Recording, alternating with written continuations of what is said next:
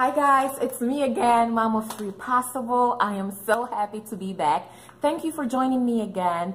If you haven't already, please do not forget to like and subscribe. Hit that subscribe button and hit that notification button, which is the bell, so that you can get notified when I make my newer videos.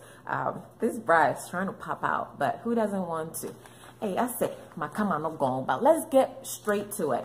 I want to talk about healthy eating made simple for you guys. I received a few comments about talking about healthy eating to start your journey out for your fitness journey. Because with healthy eating, and when you're trying to stay fit and get in your best shape ever, we cannot forget about eating, and we cannot forget about what we put into our body. We have to talk about different, kind of fat diets that people do. You can drink all the amount of apple cider vinegar in this world. You will not lose weight if you're not doing the right proportions of your food. You can use all the body wraps that you want, all the waist training stuff that you want to use. You cannot lose your belly fat if you are not eating the right things or the right amount of food, okay? And so you cannot out-exercise or out-wrap, out-bandage, out-bind. You can do the local binding that we do as Ghanaian women after we have our children. You can bind with all the etam that you want. You will not lose your belly fat unless you change the amount of food that you eat. And we're just going to focus on the amounts right now. And later on, we will talk about the specific things that we need to eat. But like I said, I want to make it achievable and I want to make it realistic. So we will just stick with the amount and proportions for right now. Eating right is not easy. No matter what route you go with, it's always going to be challenging than not watching your diet and doing whatever. But we cannot afford to do that. And so if you choose to eat right, you have to be prepared to put in some work. It is not easy.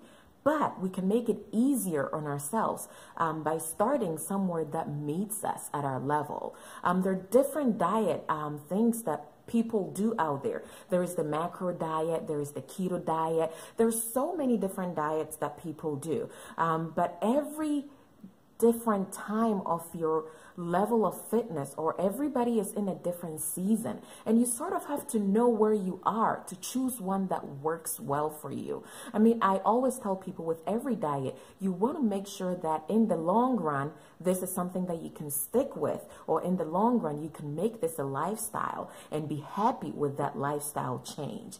I think when I think about an easier route to go in terms of starting out to eat right, the easier route to go is with portion control.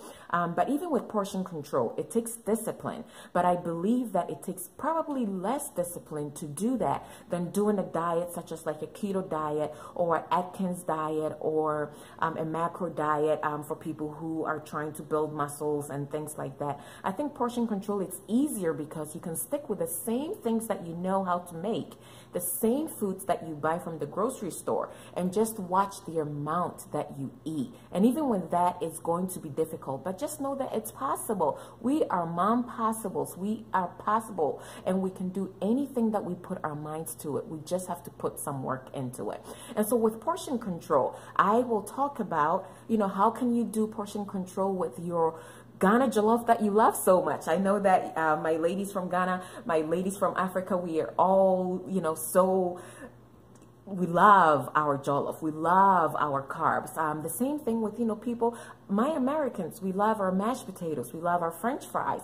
You can do portion control with all these things, knowing just the right amount to eat, right? Any excess of anything that is good for you, any food that is good for you, even an excess of anything can make you gain weight. An excess of avocado, you can gain weight from that.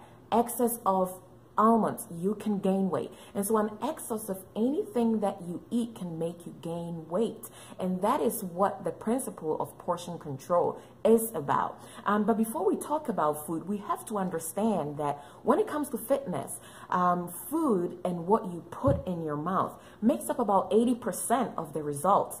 And only 20% is from your exercise and whatever you do at the gym or your activity level. And so food becomes very, very important when you are really keen about results and what you see on the outside. You know, the old cliche that you are what you eat, it is true. You are what you eat. And so what you put in your mouth and into your body most times will be what you're going to see on the outside.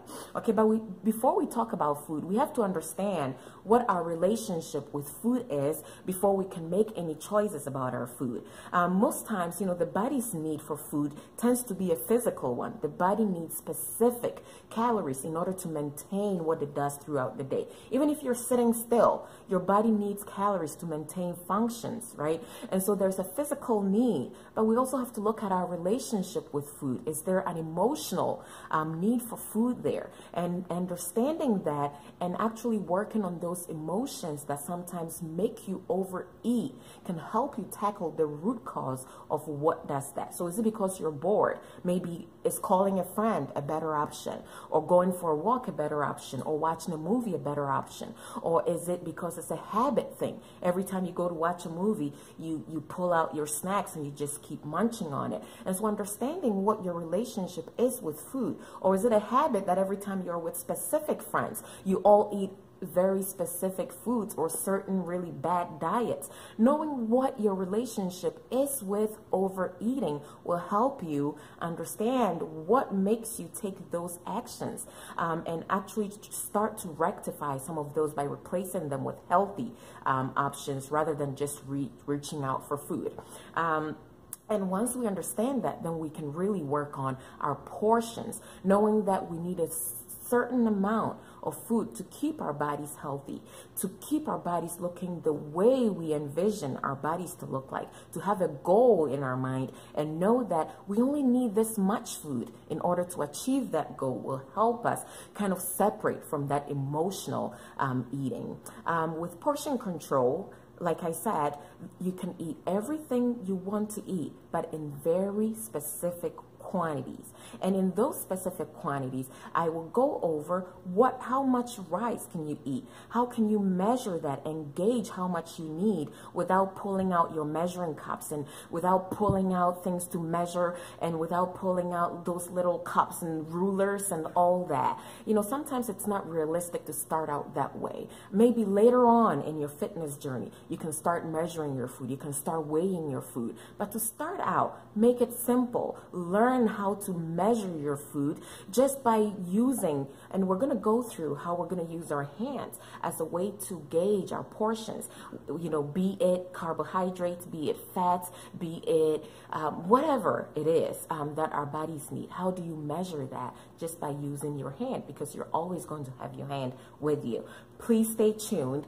For my next video, we will go right into portion control, how to measure what to eat every day, make it comfortable, make it realistic, and make it achievable, because I know we can do this. Thank you all for watching. And again, don't forget to subscribe, don't forget to like, don't forget to hit the bell button so that you will get notifications when I make newer videos. Why?